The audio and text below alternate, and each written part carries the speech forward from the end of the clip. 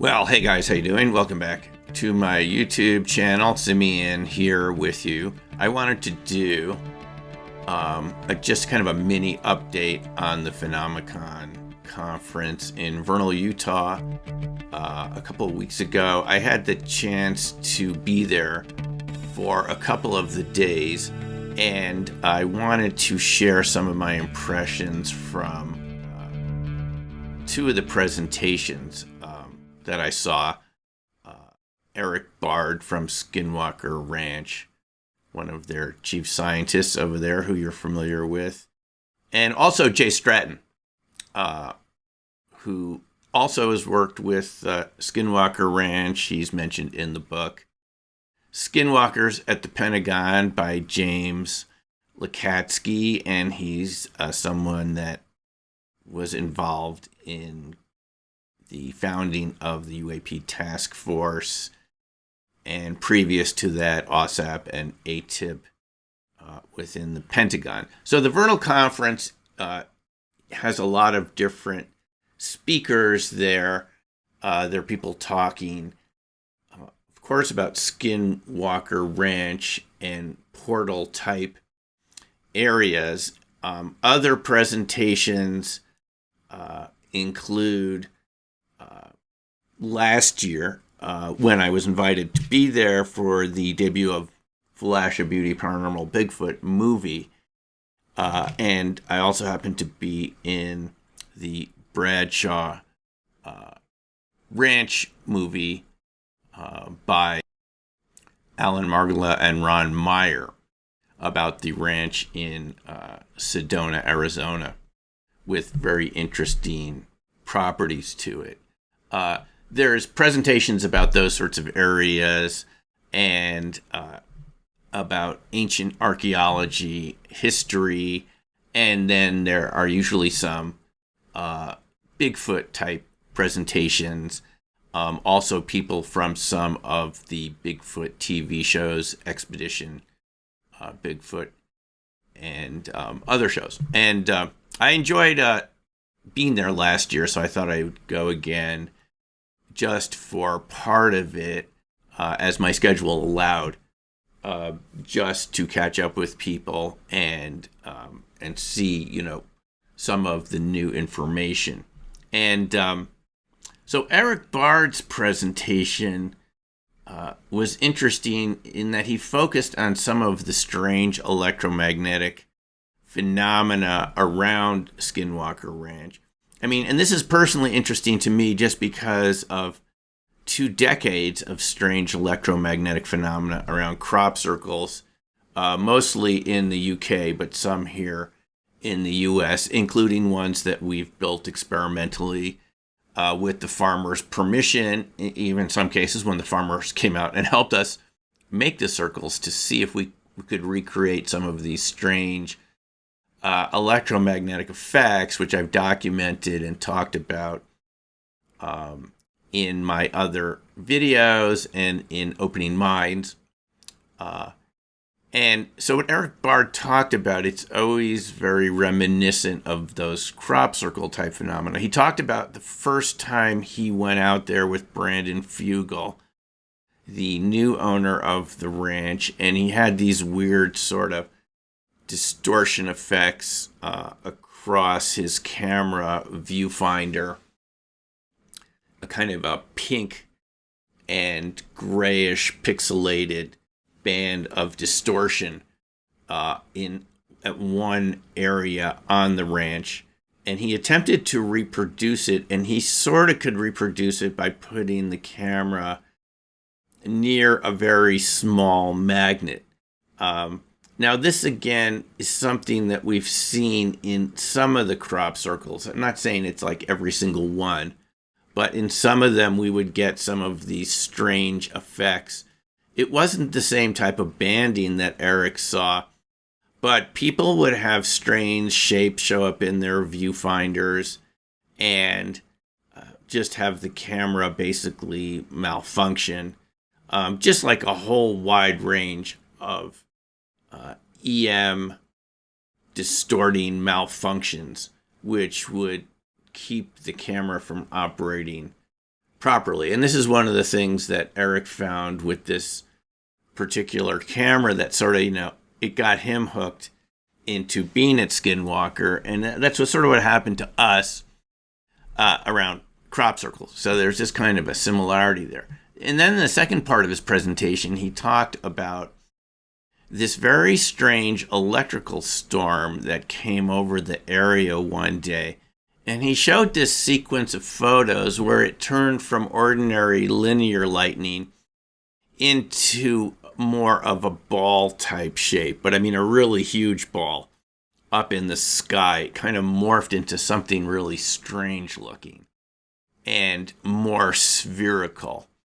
And this was a storm, he said, it was so intense, it was just constant lightning. You've probably experienced this a couple times in your life. They're not that common, but they happen sometimes where the lightning just doesn't stop. And then he noticed that one of his computers wasn't operating properly. It kind of went into this reboot cycle and it would never reboot. And when he took the computer back, they found that just the chip, he showed the photo of it, had been completely dustified. The processing chip of his desktop computer no longer existed. It had just been turned to sort of a kind of a swirling dust. But everything else in the computer seemingly was fine, which again is very interesting and reminiscent of ball lightning types of phenomena. If you've taken a look at any of this literature or listened to any of my videos here on this channel or Martin Fleischmann Memorial Project channel, you'll know that ball lightning, because it's operating at a macroscopic quantum level, it's going to interact with specific components of electrical and electronic equipment, which is, I mean, it's strange, but that's what it does. If you read the cases of ball lightning, many of them from Russian researchers like V.L. Bychkov and others in his books about ball lightning, and many other cases over the years, George Egli, the Hungarian ball lightning researcher, Ken Shoulders, for kind of a laboratory level look at this phenomena. These ball lightnings and micro ball lightnings will be attracted to specific things and vaporize them, dustify them, or completely make specific components of equipment disappear, which, I mean, is just really strange. It's not like it'll just completely fry a circuit. I mean, ball lightning can do that, micro ball lightning. It can just go through and damage something as if it was, discharging a lot of electricity. But another one of these effects is having very specific components disappear, people's necklaces disappearing off their neck and just leaving a kind of a black ash, rings, things like this. So when I heard Erik talking about just one component in the computer being dustified, which is also a feature of tornadoes, by the way, it can cause things to dustify, and kind of in a very mysterious way. That dustification process is often indicative of contact with coherent matter, which is matter that is all sort of frequency aligned and begins to act more like a wave type form than particles. And that aspect of coherent matter affecting one particular component versus another is just something that's very prevalent in interactions, people's interactions with ball lightning.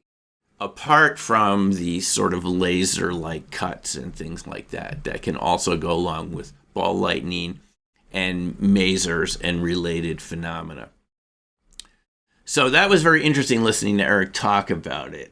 I don't know if he'd agree that it was a ball lightning type effect. It's just very reminiscent of ball lightning effects. And here he's showing us this huge slide sequence of lightning morphing into a big ball type structure that seems a lot like a ball lightning. Even though ball lightning, I mean, you have to understand it's usually smaller, like maybe a few inches across, grapefruit size. I mean, it can be bigger, but this one was really, really huge.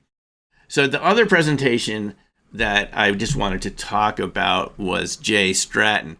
Jay Stratton did not want anyone taping this lecture, taking photographs, or anything like that, because he's still very sensitive about his role in UFO disclosure that's happening right now, and he doesn't want to affect things adversely against disclosure.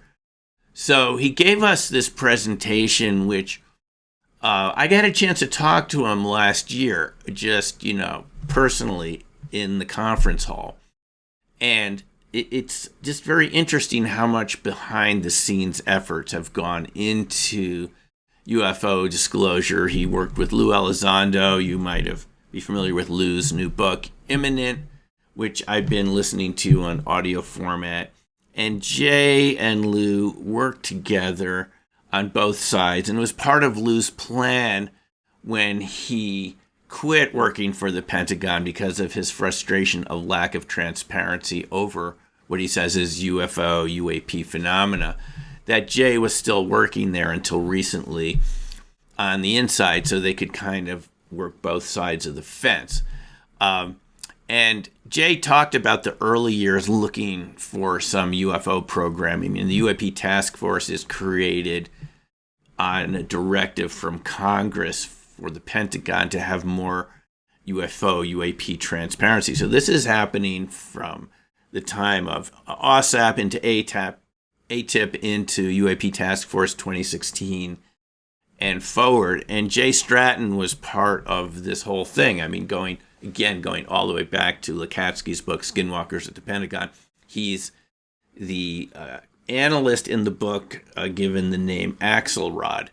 Not the same Axelrod as Ingo Swann's book, Penetration, but another Axelrod, just the name. And he described, walking down that path at Skinwalker Ranch and encountering this very darker than dark shape, which kind of emanated a type of fear for the analyst. They couldn't get too close to it. I had asked him if he thought that was stealth ball lightning, black ball lightning, and he wasn't quite sure. And he said it looked like that, but doesn't necessarily mean that's what it is, which is a good point. But the main point I got from Jay's presentation was that the barriers to disclosure, Jay believes, having worked in the Pentagon and having set up these briefings, classified briefings for Congress since 2017, since the New York Times article came out in December 2017. He feels that the barrier to us having more of a public discussion about this topic is not due to some sort of secret cabal, some MJ-12 group or something like that doesn't want us to know the truth. He thinks it has more to do just with bureaucratic inertia and stupidity and ego. And he gave us examples of being in some of these Pentagon meetings where he's the guy talking about UFOs and the other people in the room who are probably tasked with more mundane aspects of keeping the military going have this kind of jealousy over the fact that you're getting all this attention with your cool state-of-the-art topic, and they're involved, in something that's just much more routine, like supply and maintenance of aircraft and airplanes, and it's just not as exciting as their stuff, so they have this resentment towards you and resentment towards the topic. Now, I think that's a very interesting angle on this whole aspect of what could slow the disclosure process down. Because in Lou Elizondo's book, Imminent, he talks about this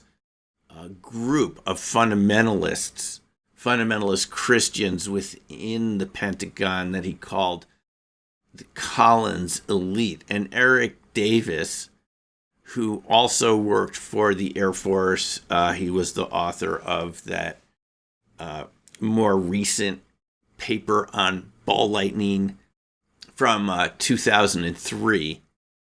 And he also has talked about this Collins elite, like people that feel that there's something really satanic about UFOs, that it's sort of anti-religious and that you shouldn't talk about it. And Lou, in his book Imminent, gives examples of people who came up to him, people he worked with or worked for, and who said, Lou, you shouldn't be studying this. You know, these are just demons, whatever that means. And you shouldn't look at it. And Lou says he was appalled by this sort of anti-analytical, anti-intelligence attitude within the intelligence community. Like there's something that they wouldn't look at because they felt it just violated their religious beliefs. So Jay said that might have been true at the very beginning in the OSAP days, but he didn't think that was the issue anymore, which is just very interesting, don't you think? That there's just different points of view, even of people working with UFO disclosure for the benefit of the public, don't have agreement about what the obstacles are. And I find it very plausible that it could just be a sort of a bureaucratic intransigence against new topics, because we know that bureaucrats don't like having their apple carts upset because they work in these huge organizations. And once you work your way up into those organizations, you probably don't want things to change very much because you've got your retirement plans and promotions and things that are based on the status quo staying the same. And if new people come along with new topics who seem like, to you, like heretical revolutionaries with their new ideas and their new subject matter, even something like UFOs. I mean, we see this in history of science all the time.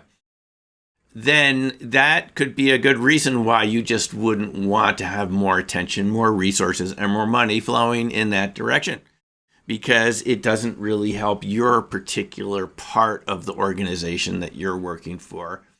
And we know that bureaucrats within D.C. look down upon the elected officials because these bureaucrats, these insiders are there for decades, and the elected officials are there for 2, 4, or 6 years in our country, in the U.S. So they don't even bother to brief these people, even if they know something that the elected officials also should know. So I think it's a very interesting angle on it, and that's sort of my main takeaway from Jay's lecture, is that yes, the phenomena is real.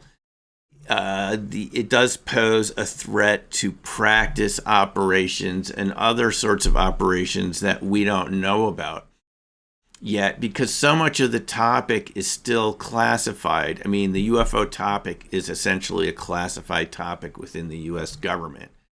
So the other takeaway from Jay Stratton's lecture is that there's a huge amount he didn't say because he can't say yet because of NDAs, and that there's a lot more coming out that we haven't heard from yet. That's the other takeaway from his lecture, is what he didn't say because he said he couldn't talk about it. And these are obviously crash retrievals. That's the big topic here, is how many crash retrievals, bodies being recovered, living bodies, living biological material. I mean, this is a whole aspect of it that he had to skirt around, because we're told that UFO crashes are just highly classified subjects, and you are not allowed to talk about it. You're not allowed to talk about the specifics. So what this shows us is there's a lot more for us to learn about, and that we do have good people working who have worked within the government, within the Pentagon, who really think you and I do have the right to know about this. And there are a variety of reasons why we haven't heard about it yet. And it's not completely due to some sort of conspiracy of fundamentalists or just other types of people that don't want us knowing. It's just due to this molasses slow nature of super large organizations that tend to become just very conservative and very unwilling to look at new topics, to change policy, because there's just too many people that have these entrenched interests. You get the idea? Okay, thank you.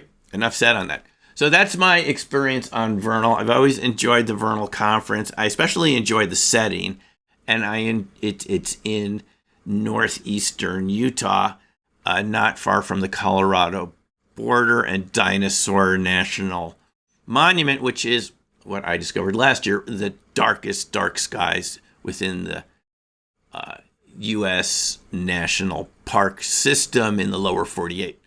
And that's why there's some dark sky events there as part of the Phenomecon conference, which are extra events at night that you can go to. So it's a beautiful area, and there are also a lot of local Bigfoot stories. If you talk to people from the area at the conference, you will hear, even though it's a rather scrub desert sort of area with mountains nearby, there is a lot of Bigfoot activity that I've heard about happening around there from oil field workers. It's a big oil area, oil field workers and others, which is another interesting component in terms of the local history of the area and Bigfoot sightings all the way up to the present. So anyway, that's my report to you from Phenomecon. And if you're interested, please leave your comments, questions below. Thanks a lot. See you next video. Take care for now, and bye.